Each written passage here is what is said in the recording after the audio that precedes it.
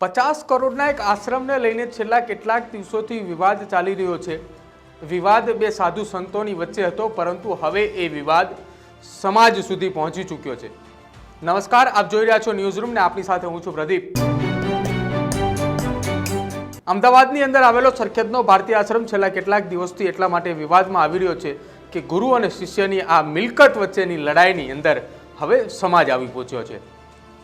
સરખેજના ભારતીય આશ્રમના વિવાદને લઈને ઋષિ ભારતી બાપુના સમર્થનમાં જ્યારથી કોળી સમાજ આવ્યો છે ત્યારથી વિવાદ આ ધીરે ધીરે વધી રહ્યો હોય તે પ્રકારની પરિસ્થિતિ લાગી રહી છે। અને તેવામાં હવે સુરત ખાતે પણ સુરત પોલીસ કમિશનરને એક આવેદનપત્ર આપવામાં આવ્યું છે।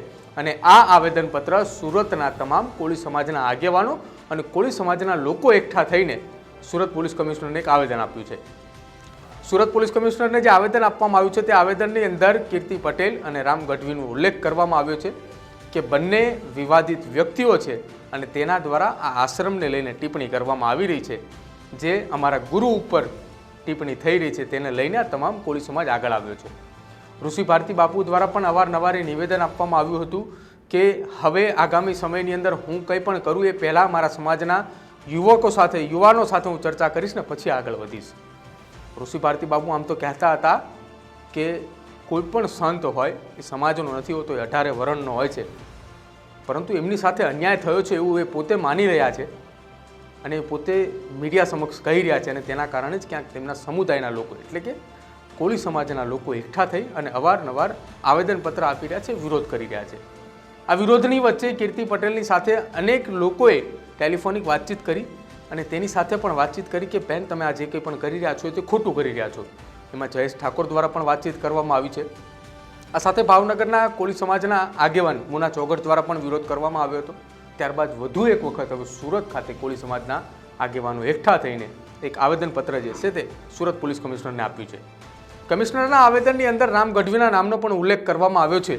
આ એ જ રામ ગઢવી કે જે ભાવનગર ખાતે એક પેપર લીક થયું હતું ને એ પેપર લીકની અંદર 5મા નંબરના આરોપી તરીકે રામ ગઢવીનું નામનો ઉલ્લેખ કરવામાં આવ્યો હતો। જોકે રામ ગઢવી સરખેજ સ્થિત આવેલા ભારતીય આશ્રમના મેનેજર તરીકેની ફરજ અત્યારે બજાવી રહ્યા છે।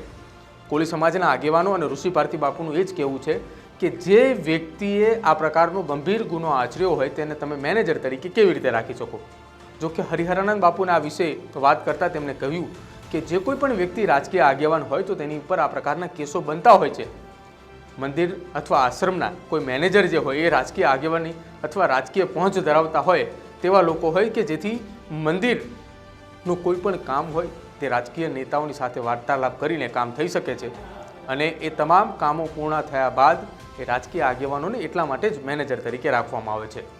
પરંતુ આ વિવાદ જે છે તે ધીરે ધીરે હવે એ હદ સુધી પહોંચી ચૂક્યો છે કે આ સાધુ સંતોની બંનેની આ મિલકત વચ્ચેની લડાઈમાં કે સરખેજનો ભારતીય આશ્રમનો કબજો કોનો એ લડાઈની વચ્ચે હવે સમાજ આવી પહોંચ્યો છે।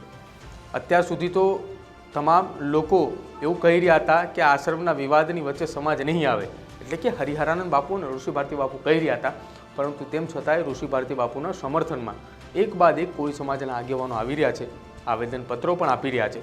સૌથી પહેલાં આવેદનપત્ર તેમને ગીર સોમનાથની શરૂઆત કરી, ત્યારબાદ જૂનાગઢની અંદર આપવામાં આવ્યું અને હવે આ તમામ કોળી સમાજના આગેવાનો દ્વારા સુરત ખાતે એક આવેદનપત્ર આપવામાં આવ્યું છે।